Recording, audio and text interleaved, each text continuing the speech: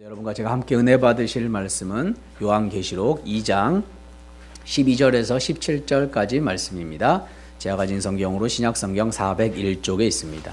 요한계시록 2장 12절에서 17절까지 말씀입니다. 제가 한 절, 여러분이 한 절, 마지막 17절 함께 봉독하도록 하겠습니다. 버가모 교회의 사자에게 편지하라. 좌우에 날선 검을 가지신 이가 이르시되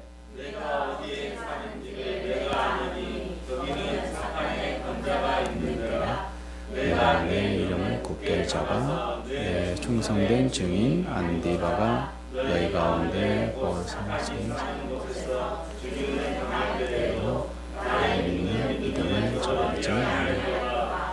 그러나 내게 두어 가지 책망할 것이 있나니 거기 내게 발람의 교훈을 지키는 자들이 있도다. 발람이 발락을 가르쳐 이스라엘 자손 앞에 걸림돌을 놓아 우상의 제물을 먹게 하였고 또 행음하게 하였느니라.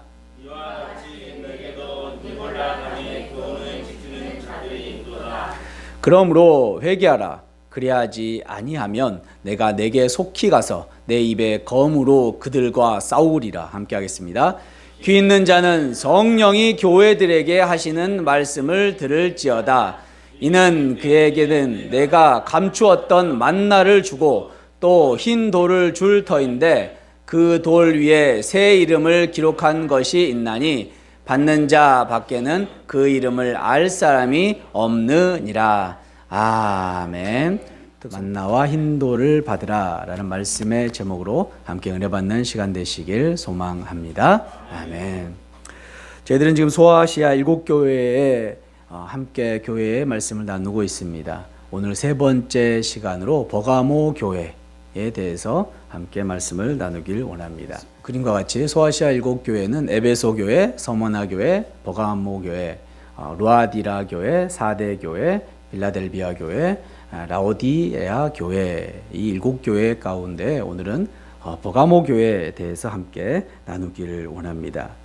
특별히 소아시아 7교회는 지난 시간에도 말씀드린 것처럼 예수님께서 친히 말씀하셨기 때문에 예수님께서 친히 7교회 가운데 칭찬과 책망을 하셨기에 더욱 중요한 말씀이라고 말씀드렸습니다. 또한 이 말씀은 당시 교회뿐만 아니라 오늘날 교회 가운데 특별히 주님의 은혜교회 가운데 하고 계신 말씀이기에 더욱 중요한 줄로 믿습니다.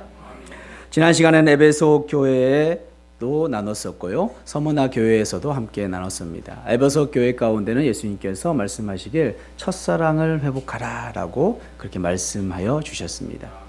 또한 지난 시간 서머나 교회에서는 칭찬만 받은 교회였습니다. 어떤 칭찬을 받았냐면 환난과 궁핍 가운데서도 믿음을 잃지 않는 그러한 칭찬을 받은 교회였습니다. 그래서 예수님께서 끝까지 죽도록 충성하라. 그러면 생명의 면류관을 내가 받게 될 것이다 라고 말씀하여 주셨습니다. 한 주 동안도 우리 삶의 현장 가운데서 충성함으로 생명의 면류관을 소유한 줄 믿습니다. 아멘.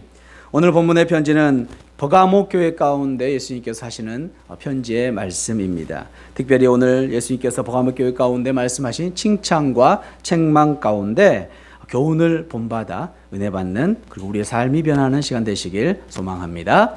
아멘. 먼저 버가모 지역에 대한 이야기를 조금 나눴으면 좋겠습니다. 버가모는 현재 터키의 베르가마에 해당하는 지역입니다. 서머나에서 북쪽으로 110km 정도 떨어진 내륙 지역입니다. 15만 명 정도가 살고 있는 그 인구인데요.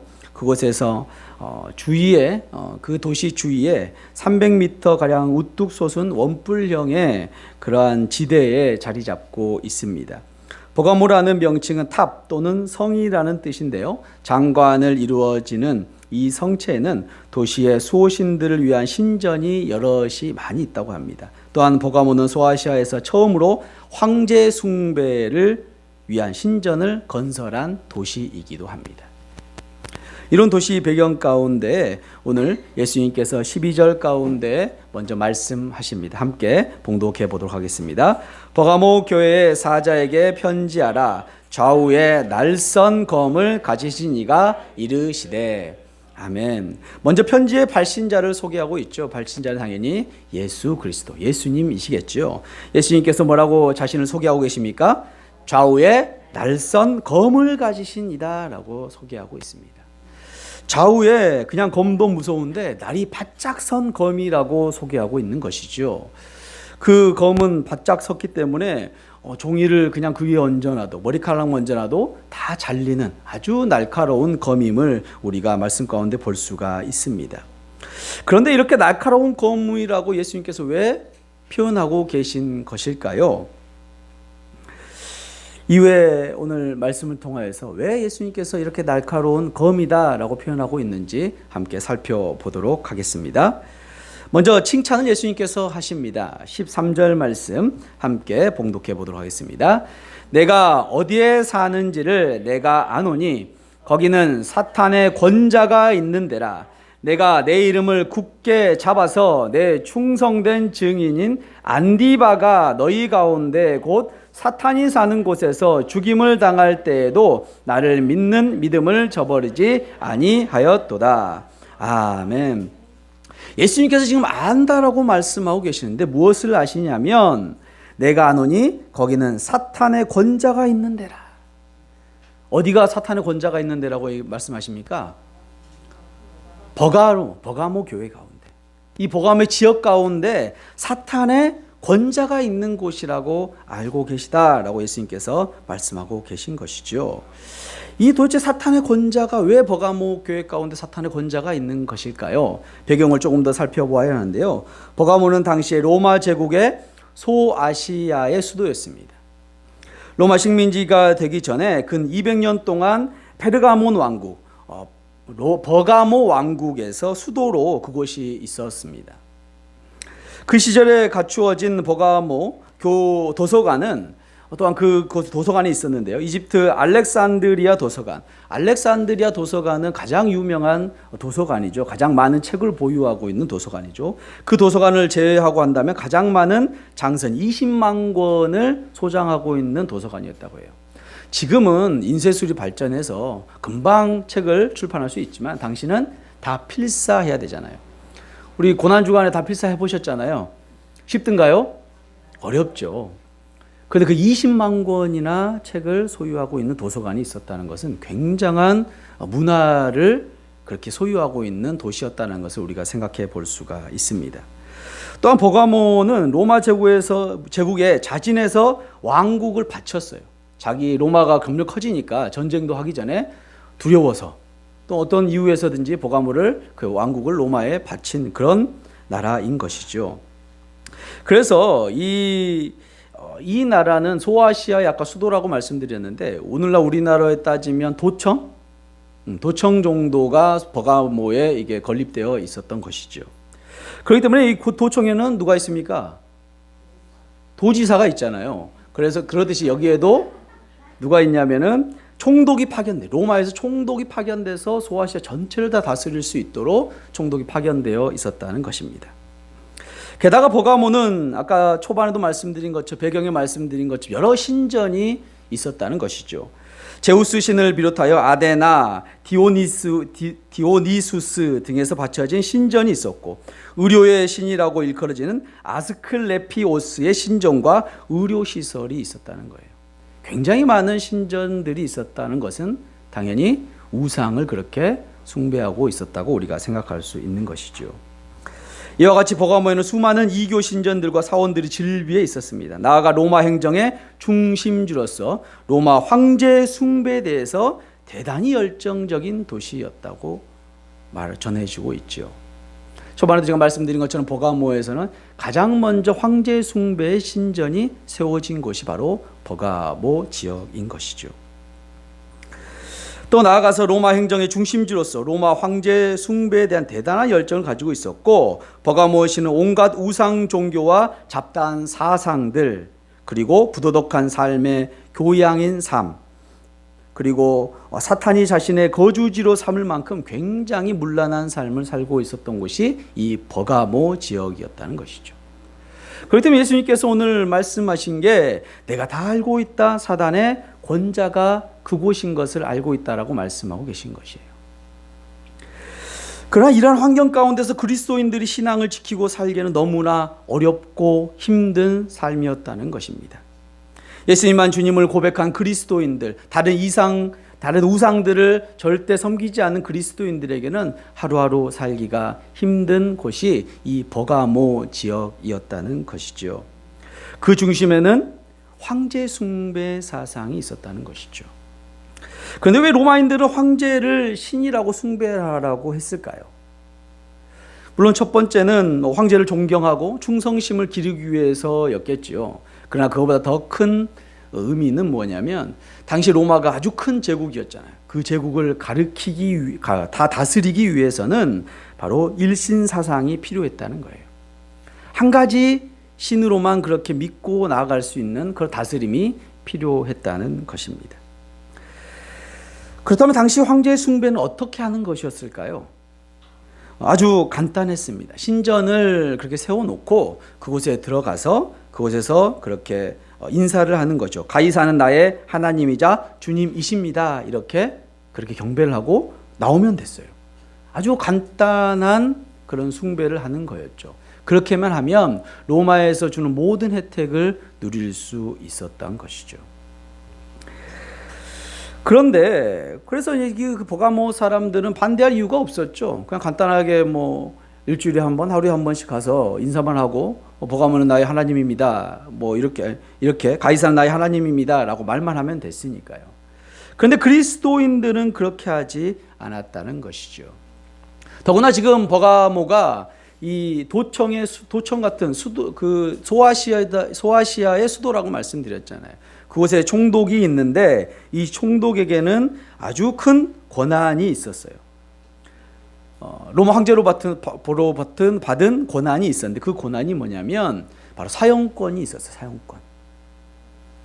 재판을 하고 나서 죽일 수 있는 사형권이 이 로마 이 총독에게 있었다는 것이죠. 따라서 총독은 황제 숭배를 반대하는 그리스도인들에게 바로 처형을 할 수 있고 사형을 내릴 수 있는 그런 권한을 가지고 그렇게 집행을 했다는 것이에요. 그래서 예수님께서 표현하고 있는 겁니다. 사탄의 권자가 있는 곳이다. 그런데 이 권자가 있는 가운데 예수님께서 뭐라고 칭찬하십니까? 내가 내 이름을 굳게 잡아서 내 충성된 증인이 되었다고 말씀하고 있는 것이죠. 내가 그럼에도 불구하고 이 사탄의 권자가 있는 이곳임에도 불구하고 내가 나의 이름을 붙들고 너희들이 나 예수 그리스도 예수님의 이름을 붙들고 그곳에서 지키고 그렇게 믿음으로 이겨내고 있구나라고 예수님께서 칭찬하고 계신 줄로 믿습니다. 어떠한 사단의 어려움 가운데에서도 더구나 오늘 본문 가운데 한 사람이 특별히 이야기하고 있는 것을 보고 있습니다. 제가 한번 봉독해 보겠습니다. 내 충성된 증인 안디바가 너희 가운데 곧 사탄이 사는 곳에서 죽임을 당할 때에도 누가 나오죠? 안디바가 나오죠. 예수님께서 충성된 증인이라고 표현하면서 안디바를 그렇게 이야기하고 있습니다. 이 증인이라는 의미는 순교자의 의미와 상통하는 의미를 가지고 있습니다. 당시에 복음을 증거하는 사람들, 증인으로 살아갔던 사람들은 다 순교하게 되었기 때문에 어느 순간부터는 증인과 이 순교자의 개념이 같은 개념으로 그렇게 인식되고 있었다는 것이죠. 그런데 이 안디바가 누구입니까? 성경은 특별히 안디바가 누구인지를 설명하고 있지는 않습니다. 그러나 이 전승이나 학자들의 연구에 따르면 그는 황제를 주님이라고 신이라고 인정하기를 거부했다가 로마 관리들에게 잡혀서 좀 충격적인데요. 노쇠로 만든 황소상 안에 불로 달궈져서 순교했다고 합니다. 저희는 상상할 수도 없는 일이겠죠. 손가락만 불에 살짝만 데워도 엄청 아프잖아요. 너무 아프잖아요. 그런데 황소상 안에 들어가서 불로 달구어져서 죽임을 당하게 됐다고 합니다. 이런 박해하는 자들이 그들로 하여금 그리스도를 회방하는 말을 하게 하려고 갖가지 고문을 했다는 것이죠. 그러나 그 고문에도 굴복하지 않고 순교의 삶을 살아갔던 사람들이 이 버가모 교회 성도들이었다는 것입니다. 그 중에 특별히 안디바를 예수님께서 말씀하시면서 칭찬을 하고 계신 것이 오늘 13절의 칭찬의 모습인 것이죠. 그래서 예수님께서 버가모 성도들에게 말씀하고 계십니다. 죽임을 당할 때에도 나를 믿는 믿음을 저버리지 아니하였다라고 칭찬하고 계신 것이죠. 죽임을 당할 때에도 나를 믿는 믿음을 저버리지 아니하셨다. 저와 여러분도 그런 칭찬을 받기를 소망합니다. 아멘. 사랑하는 성도 여러분, 예수님께서 승천하시면서 마지막 지상 명령을 하셨습니다. 사도행전 1장 8절 말씀이죠. 안 넘어가네요. 네. 오직 성령이 너희에게 임하시면 너희가 권능을 받고 예루살렘과 온 유대와 사마리아와 땅끝까지 이르러 내 증인이 되리라 하시니라. 아멘. 예수님께서 마지막 명령이 무엇이었습니까? 땅끝까지 이르러 내 증인이 되리라 말씀하고 계신 것이지요. 제자가 되어 증인이 되는 삶은 순교의 삶을 살아가야 되는 줄로 믿습니다. 버가모 성도들은 목에 칼이 들어와도 죽음의 순간에도 순교의 정신을 증인된 삶을 살아간 것이죠. 그런데 지금 우리의 삶은 어떻습니까? 지금 버가모 그 지역을 보면 우상 숭배는 당연한 거였어요. 황제 숭배는 당연한 거였어요. 모든 사람들이 다 그렇게 하고 있는 것이죠. 그런데 그들은 그들의 믿음을 지켰어요. 우리의 삶은 어떻습니까? 교회 안에서의 삶과 교회 밖의 삶이 동일해야 되는 것이죠. 예수님 믿는 그리스도인으로서 살아가야 되는 것이죠. 근데 세상 나가야 세상 삶 가운데, 우리 삶의 현장 가운데서 세상 사람들이 그렇게 하니까 라고 혹시 여겨진 게 있다면 우리는 우리를 돌아봐야 됩니다. 우리는 점검해야 되는 것이죠. 세상이 아무리 그렇게 산다 해도 하나님의 말씀이 하나님께서 그렇게 사는 것이 아니라고 말씀하시면 우리는 증인된 삶으로, 순교자의 삶으로 그렇게 살아가야 되는 줄로 믿습니다. 아멘. 이제 칭찬에서만 하시는 것이 아니라 예수님께서 책망도 하시는 것을 오늘 본문 가운데 볼 수가 있습니다. 14절 말씀입니다. 그러나 내게 두어 가지 책망을 할 것이 있나니 거기 내게 발람의 교훈을 지키는 자들이 있도다. 발람이 발락을 가르쳐 이스라엘 자손 앞에 걸림돌을 놓아 우상의 제물을 먹게 하였고 또 행음하게 하였느니라. 이와 같이 내게도 니골라 당의 교훈을 지키는 자들이 있도다. 아멘.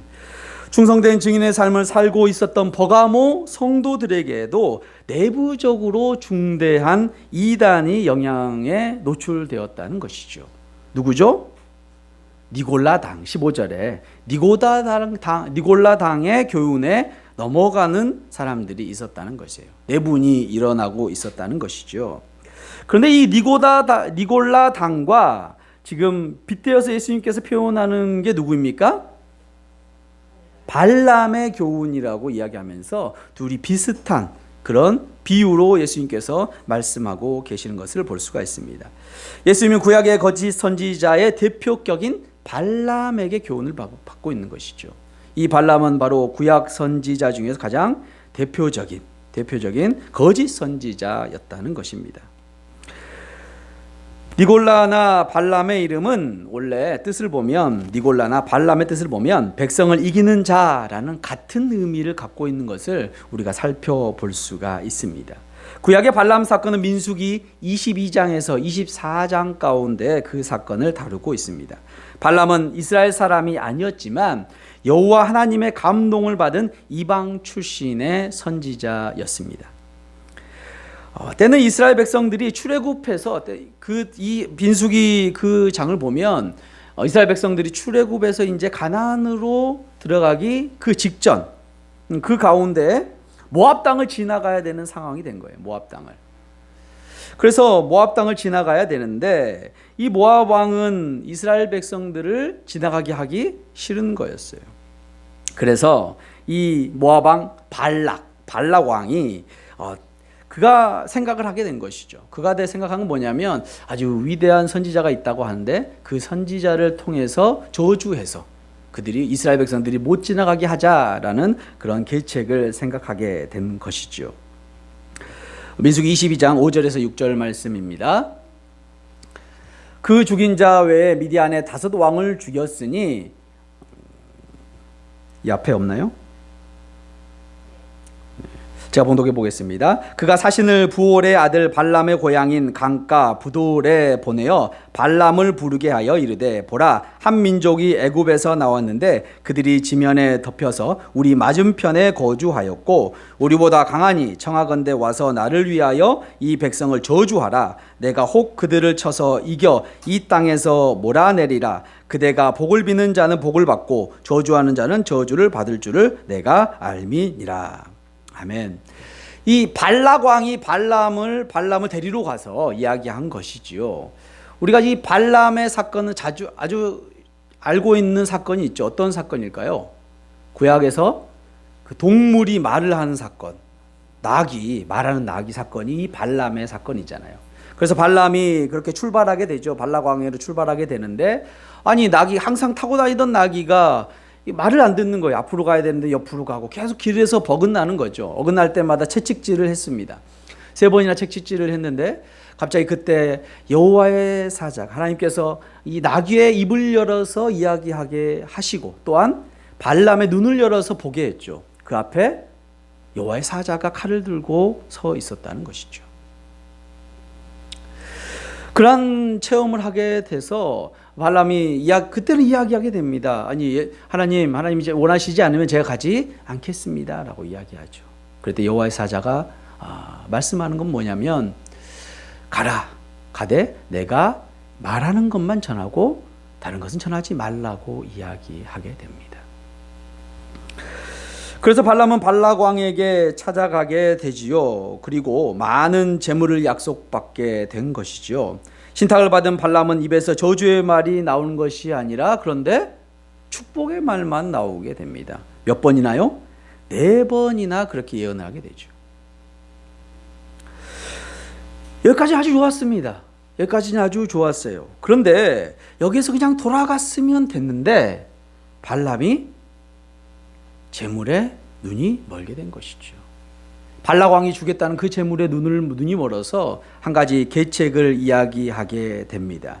그게 뭐냐면 그는 모압의 여자들을 시켜서 이스라엘 남자들을 유혹하여 그들이 하는 우상 숭배와 부도덕한 축제에 초청하게 하라. 그렇게 제안을 하게 되는 것이죠. 이스라엘 백성들 앞에 올무를 놓아서 우상 제물을 먹게 하고 모압 여자들과 행음하게 만들게 됐다는 것이죠. 오늘 본문의 말씀과 같이요. 14절 후반절에 있죠. 걸림돌을 놓아 우상 제물을 먹게 하였고 또 행음하게. 이로 인해서 이스라엘 백성들에 대한 하나님의 진노가 불같이 타올라서 연병이 발생하게 됩니다. 그래서 24,000명이나 죽게 되는 역사가 구약 가운데 이루어진 것이지요. 그리고 후에 여호수아 장군의 칼날에 발람 선지자는 죽임을 당하게 되는 것을 볼 수가 있습니다. 민수기 31장 8절 말씀입니다. 그 죽인 자 외에 미디안의 5 왕을 죽였으니 미디안 왕들은 에위와 레겜과 수루와 후루와 레바이며 또 부올의 아들 발람을 칼로 죽였더라. 여호수아가 그렇게 발람을 죽이게 된 것이지요. 버가모 교회에도 발람과 같은 니골라 당의 교훈을 지키는 자가 있었다고 그렇게 말씀하고 있는 것이지요. 니골라 당 우리 많이 들어보지 않았습니까? 언제 들어봤습니까? 안 들어봤어요, 민여성? 네, 그럴 수 있죠. 2주 전의 일이니까요. 우리 에베소 교회 할 때 함께 배웠었죠. 2장 6절입니다. 오직 내게 이것이 있으니 내가 니골라 당의 행위를 미워하는도다. 나도 이것을 미워하노라. 에베소 교회 가운데 예수님께서 칭찬하셨잖아요. 그 칭찬이 무엇이냐면 니골라 당의 행위를 미워하였다는 거였어요. 니골라 당의 그 교훈을 반대했어요. 그런데 오늘 본문에서는 니골라 당의 교훈을 지키는 자가 있다고 이야기하고 있는 것이죠. 니골라 당은 어떤 당입니까? 그들의 주장이 무엇입니까? 네, 2주가 지나서 잘 가물가물하시죠? 네, 어제 일도 잘 기억이 안 나는데요. 네. 니골라 당은 어떤 당이냐면 한번 구원받으면 내가 한번 구원받았으면 그 후의 삶은 마음대로 살아도 돼 라고 여기는 사람들이에요. 우리 지금 현 세대의 구원파와 같은 얘기를 하는 거죠. 내가 구원받았으니까 이제 마음대로 해도 돼. 우상 숭배를 해도 되고 저기 황제 숭배를 해도 우리는 벌을 받지 않아. 우리는 천국 백성이 될 거야 라고 이야기하는 것이죠. 한번 생각을 한번 해볼게요. 이 버가모 교회 가운데 지금 황제 숭배를 하지 않으면 그렇게 핍박을 받고 제대로 뭐 혜택도 받지 못하는 삶이 계속 되고 있는 것이죠. 그래서 그 안에 처음엔 잘 지켰어요. 그래도 우리는 예수님을 믿는 그리스도인이기 때문에 절대 우상 숭배하면 안 돼 라고 잘 지켜가는데 그 안에 한 무리들이 점점 이야기하게 된 거예요. 아니, 한번 구원받았으면 하나님께서 구원의 그 끈으로 우리를 놓지 않으신데 한번 구원받으면 우리 영원히 저 천국을 소유하게 된 거야. 그러니까 이 땅에서 한번 이제 구원받아서 인쳤으니까 우상숭배 좀 해도 되고 더 이렇게 마음대로 좀 살아도 돼 라는 이야기들이 조금씩 새어 나오게 되는 것이죠. 인간적인 생각으로는 이해가 됩니다. 이해가 되지 않습니까?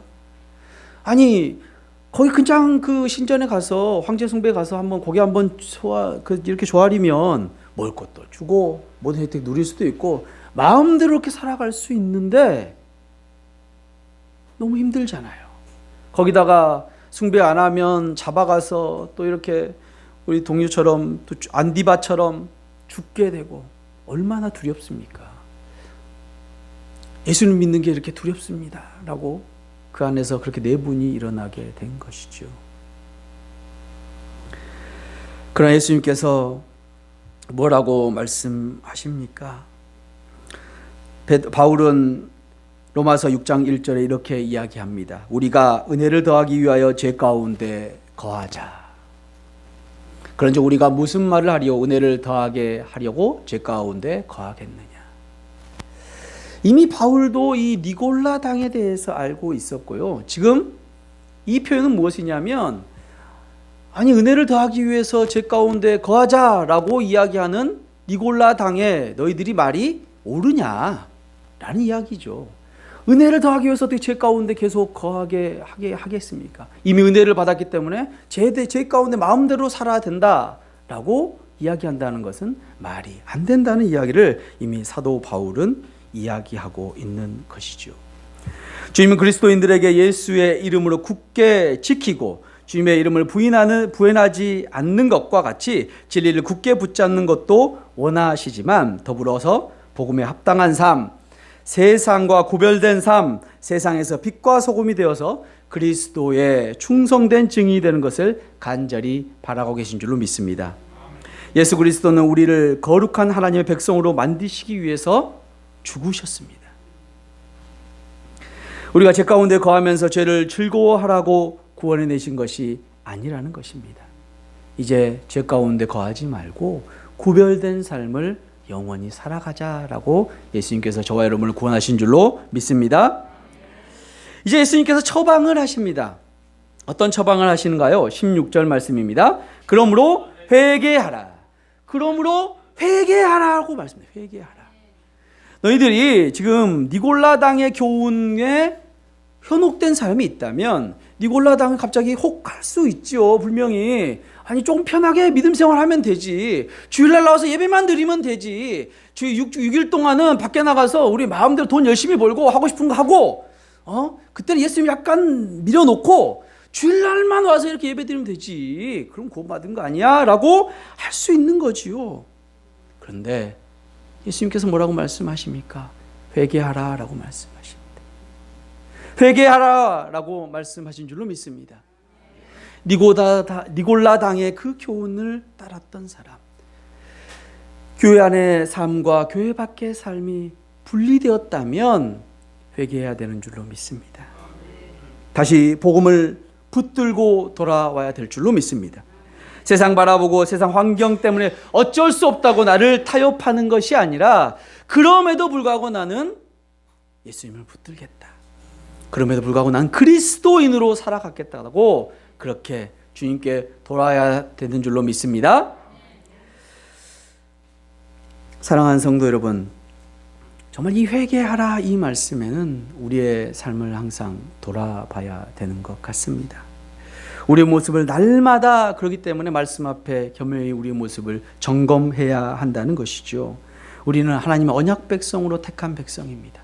언약 백성이면 언약 백성답게 살아가야 되는 것이 맞는 것이죠. 중학생이면 초등학생이면 학생이면 학생답게 살아가야 되는 것이 맞는 것이고, 어른이면 어른답게 살아가는 것이 맞는 것이고, 또 그리스도인이면 하나님께서 친히 구원하시고 택한 백성이라면 하나님이 예수님이 원하시는 삶대로 살아가야 되는 줄로 믿습니다. 그런 삶을 사는 저와 여러분 되시길 소망합니다. 아멘. 이제 또 말씀하시는 게 무엇입니까? 16절 후반절이죠. 그리하지 아니하면, 회개하지 아니하면 내가 내게 속히 가서 내 입에 검으로 그들과 싸우리라. 아멘. 검이 또 나왔네요. 언제 검을 말씀하셨습니까? 12절에 예수님께서 먼저 소개하셨잖아요. 뭐라고 소개하셨습니까?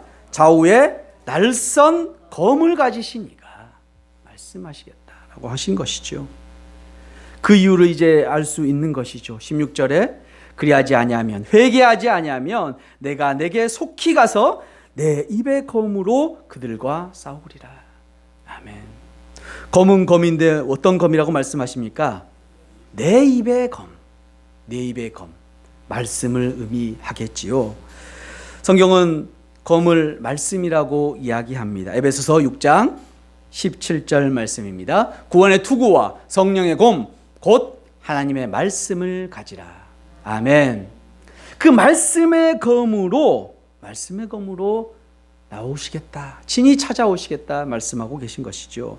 그 말씀은 교만한 심령에 상처를 주어서 겸손하게 만들며 위장하여 감추고 있는 실체를 드러내며 우리의 죄악과 죄된 습관을 잘라내며 능숙하고 날카로운 솜씨로 거짓된 가르침, 유사 진리를 물리치기 때문입니다.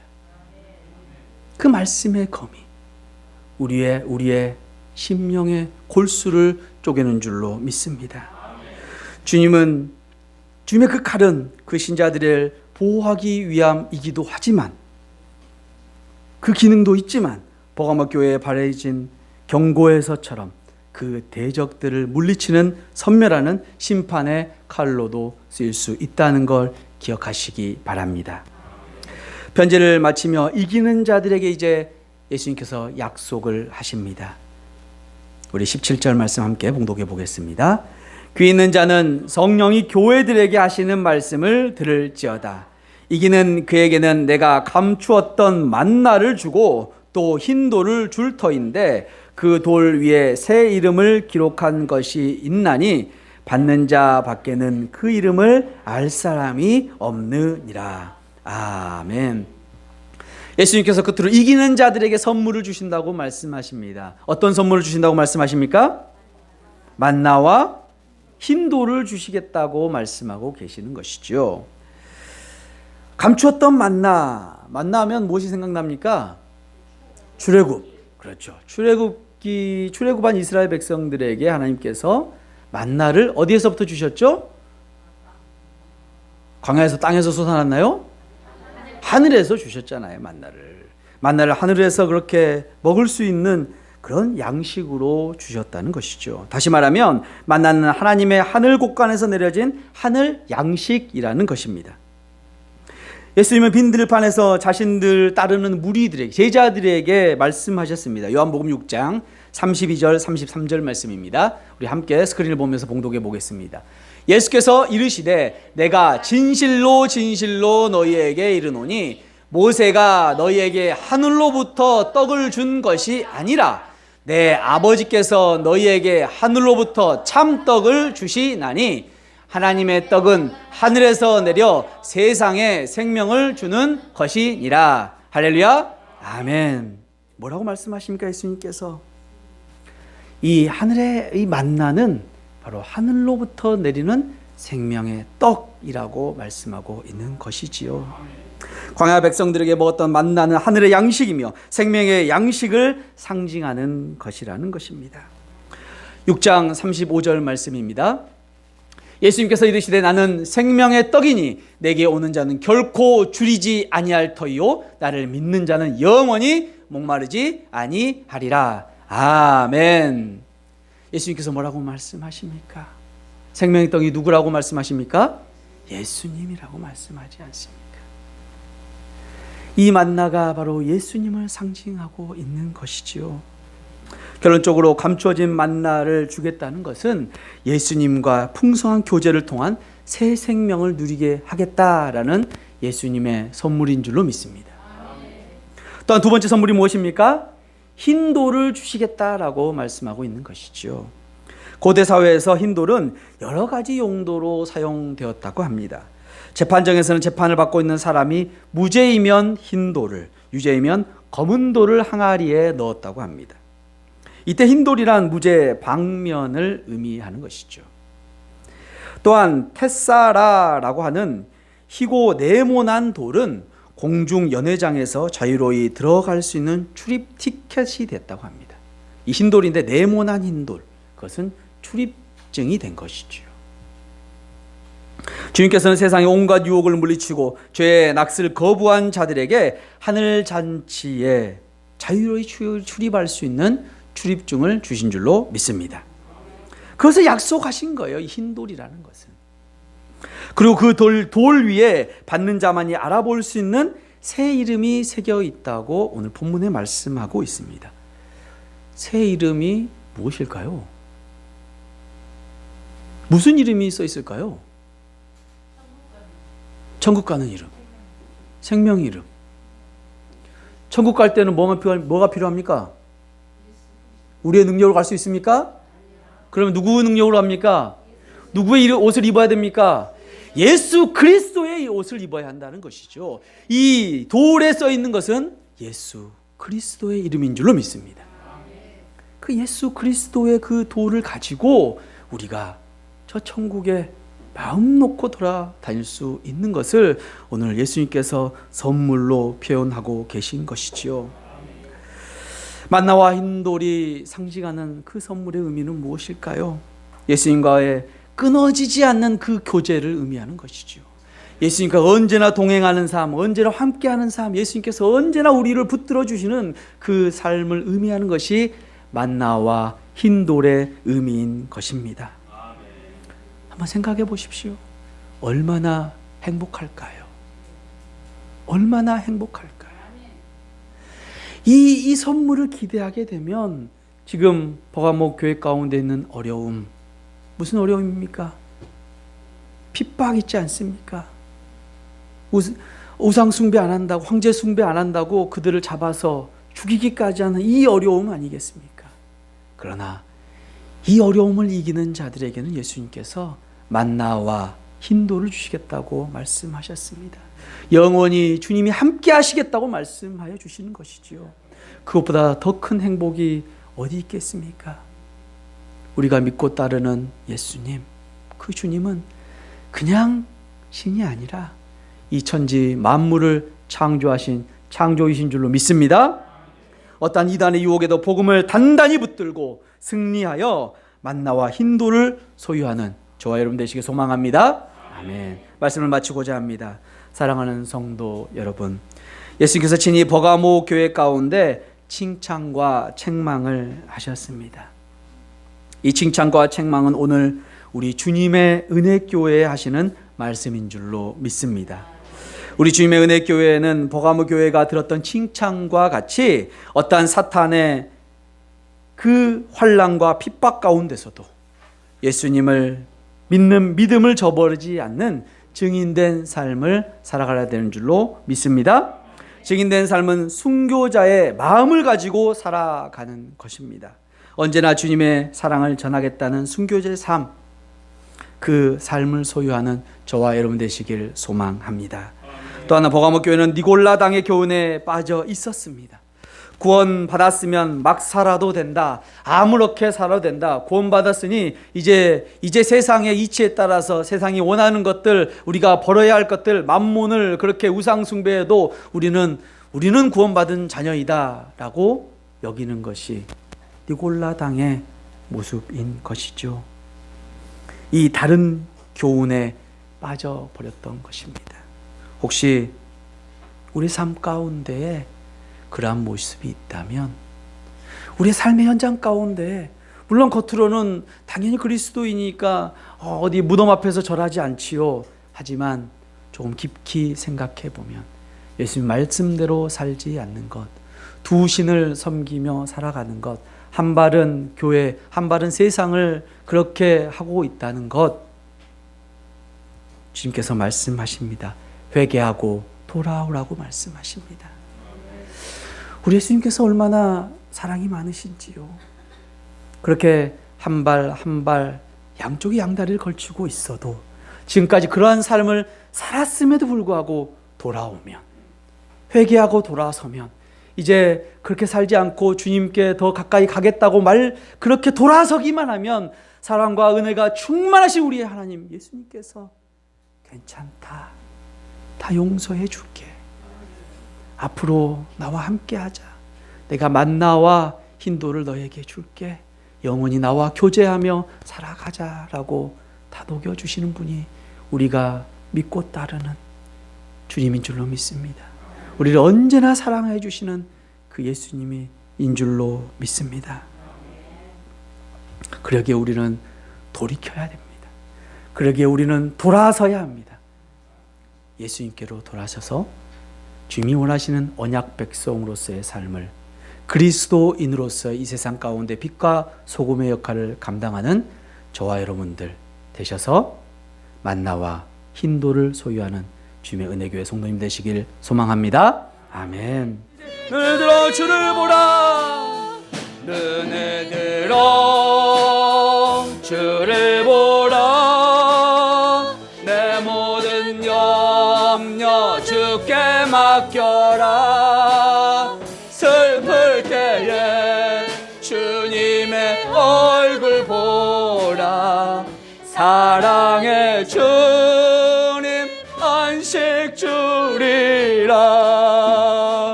눈을 들어 주를 보라,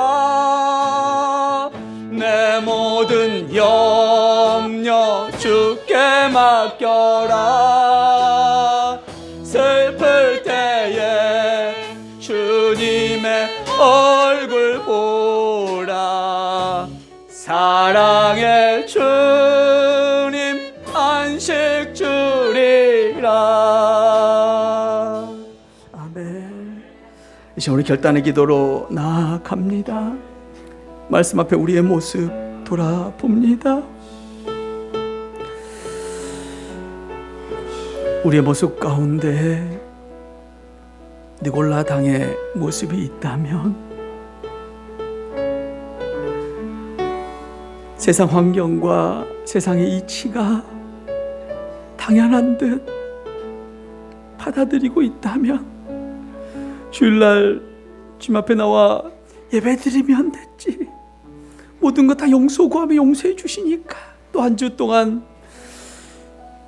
내 마음대로 세상에 짝하여 살아가도 되지 않냐라는 마음이 있다면, 아니 그런 생각으로 잠시라도 그런 생각을 갖고 있었다면 이 시간 회개해야 합니다. 오늘 말씀 앞에 무릎 꿇어야 합니다. 주님 말씀하십니다. 회개하고 돌아서라. 내게 회개하고 돌아오면 다 용서해 주겠다. 세상에는 진리가 없고 오직 예수님에게만 진리가 있는 줄로 믿습니다. 또한 결단했으면 좋겠습니다. 어떠한 유혹에도, 어떠한 세상의 환경 가운데서도 환경 때문이라 그렇게 나를 그곳에 밀어내지 않고 그리스도인으로서 구별된 삶, 이기는 삶을 살아가겠다고. 그래서 주님 만났을 때 만나와 흰돌을 소유하는 자가 되겠다고 우리 함께 간절히 결단하며 나아갑니다. 기도하겠습니다. 하나님 아버지, 나의 삶을 돌아봅니다. 우리의 삶을 아버지 돌아봅니다. 아버지, 정말 저는 아버지 세상과 착한 사람이었습니다. 나의 모습은 정말 바리새인과 같았고요. 나의 모습은 정말 아버지 불쌍한 모습이었습니다. 겉으로만 아버지 거룩한 척 주님 앞에 나와 살았던 모습이 저의 모습입니다. 나의 마음은 돌짝밭 같았고요. 나의 마음을 아버지 세상에 주님의 사랑을 전하지 못했고요. 세상과 똑같이 판단하고 세상의 눈으로 아버지 모든 것을 보려고 했음을 고백하오니 아버지 용서하여 주시옵소서. 아버지 용서하여 주시옵소서. 용서하여 주시옵시고 이제 아버지 저에게 새 힘을 허락하여 주셔서 이제 모든 것 다 주님 앞에 내려놓으며 결단하며 나아갑니다. 아버지, 어떠한 환난과 어려움과 어떠한 세상의 유혹 가운데서도 이겨내게 도와주시옵소서. 주님 붙들고 나아가겠습니다. 믿음으로 나아가겠습니다. 아버지, 세상에서 이기기를 소망합니다. 아버지, 그리하여서 만나와 아버지 흰돌을 소유하는 자들에게 소망하오니 그래서 영원히 주님과 함께하는 그 행복을 누리며 살아가길 소망하오니 아버지 도와주시옵소서. 이 시간 결단한 이 결단이 흐트러지지 않게 하여 주시옵소서. 주만 바라오니 아버지께서 믿음의 믿음을 더하여 주시옵시고 어떠한 유혹에도 넉넉히 이길 수 있는 힘을 허락하여 주시옵소서. 아버지,